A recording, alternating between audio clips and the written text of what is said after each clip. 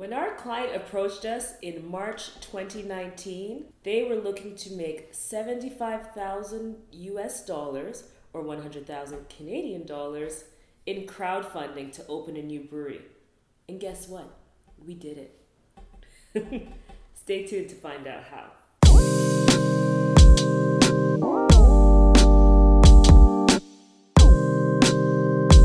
Hey guys, welcome back to our channel. If you're new to our channel, we are High Season, a social media agency that helps business owners, entrepreneurs, and marketers step their social media game up and break the algorithm.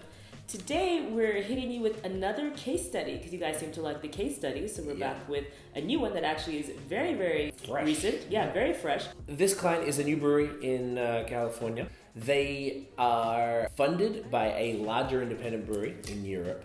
And they were looking to do some crowdfunding on the US side in order to get that community buy-in, which is pretty key for a new business that will be based in the community and will rely on them for their business. To be fair, this particular client already had a very strong online brand. They've been around for about 5 years running events and doing all sorts of things, and now they're moving into creating their own business there.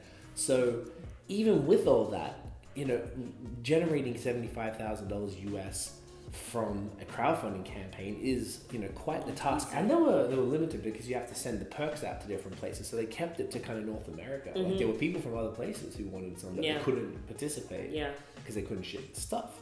So that's kind of the setup. They, like I said, they had some money. They needed this part, which is part 2, and they did some other activities. But this was the part that they brought us in for. So this is our first time dealing with crowdfunding on a large scale. Yeah. And to be honest, we're kind of like, crowdfunding, who knows? I don't know if that works. All we did know is we're just going to flex the power of social media as hard as we can and treat it like you would promote anything else. And it's funny because with crowdfunding, it's like you do need that hope that someone wants to invest and believe in the brand as well.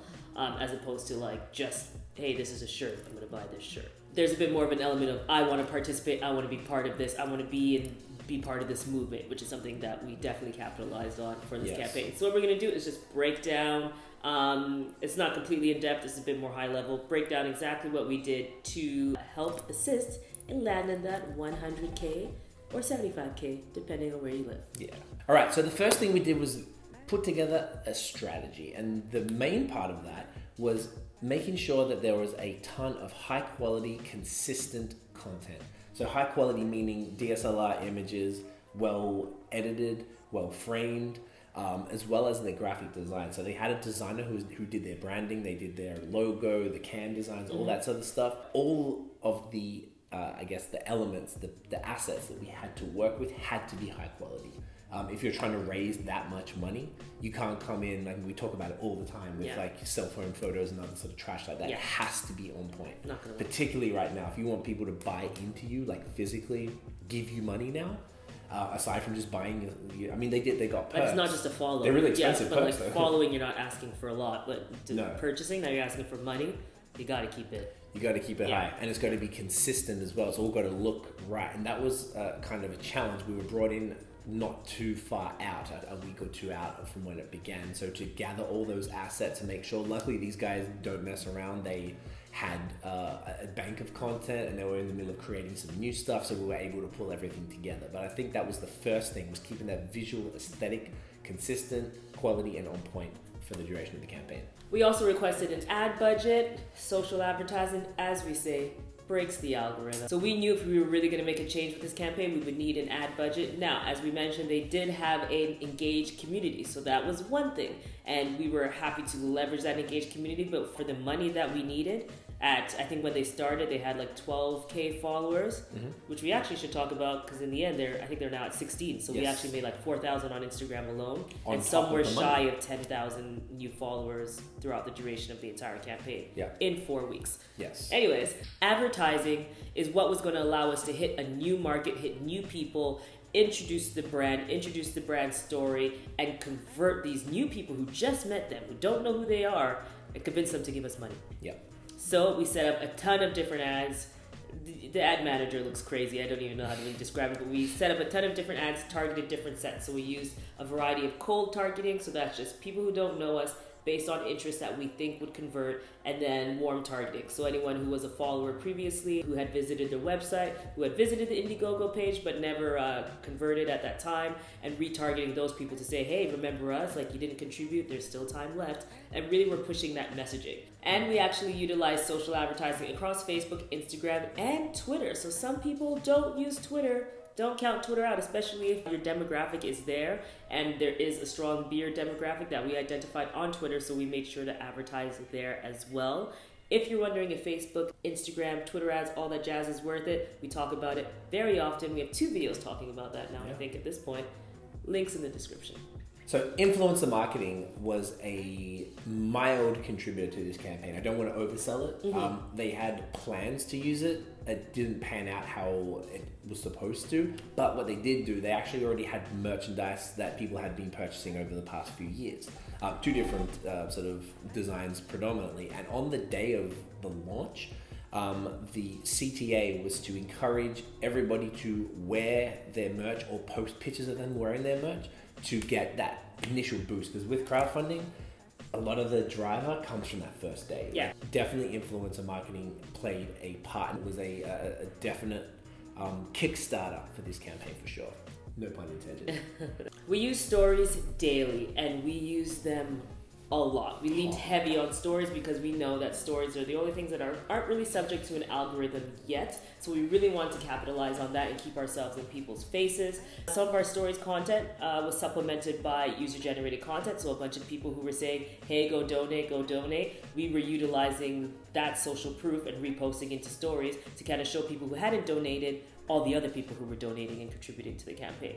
So user-generated content was very huge in this campaign. Another thing that we did, they were actually touring to support the campaign. So we ensured that they were using Instagram stories and directed them to be speaking during the tour, showcasing the tour, capturing all content, getting ready on the way, traveling, doing everything they can as they did a national tour, basically. Yeah. We also made sure to encourage them to show their faces in the feed, especially when it's something where you're asking for money. You really want to make sure that you as the brand are out there directly speaking to the people that you're asking money from. So we relied heavily on that as well in terms of building the connection. We made sure they used Instagram Live as well. Yes. A lot of personal connections were really, really important during the duration of this campaign. Another thing that we did was edit like crazy, editing stories. So we had a lot of fun putting together. We really wanted to tell the story of the brand, and what better way to do that than in stories.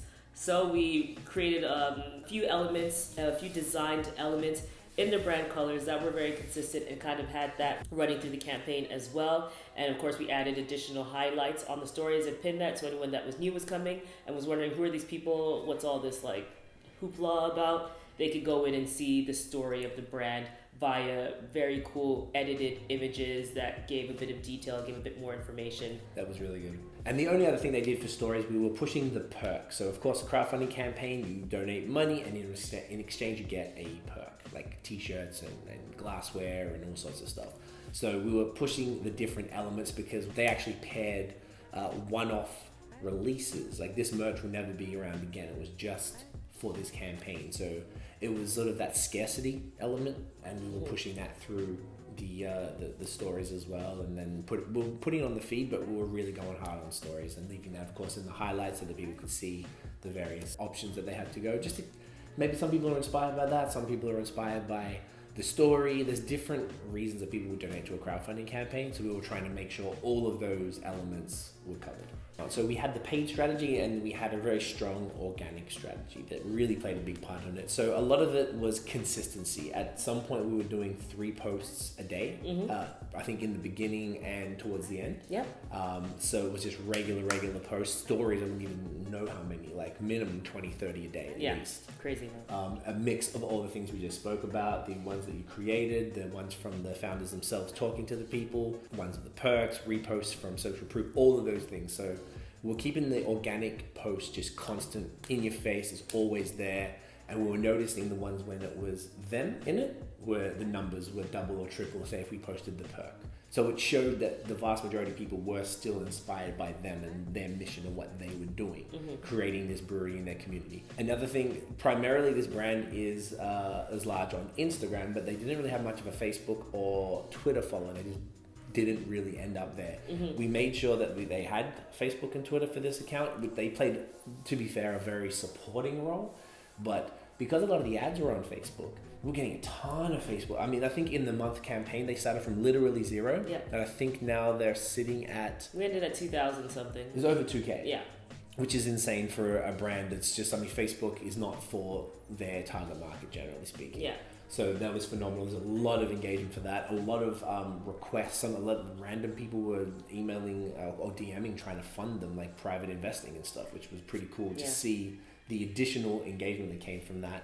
So we're making sure we were responding to everything on every post. That was also probably a part of the strategy, and that was the most exhausting part because it was just an influx. It was like all day. You had some days when I was in Australia that I was just it was a war room. It was a war room. Yeah, it was crazy. The community was strong, and it comes with all the ads that we're running. The ads are just going to draw so many people to you. So like you have to reply to every single person, especially because you're asking for their money, for goodness sake. But also it's social media, so you have to keep it social. So anytime anybody replied to anything or commented on an ad or a regular organic post, we were replying no matter what, keeping the conversations going. Yeah. That helped them rank higher, which just drew so much attention to the page, and then it also really helped build that new community of people. Yes, absolutely. And one other thing we did for the organic strategy, aside from the main platforms, was Reddit.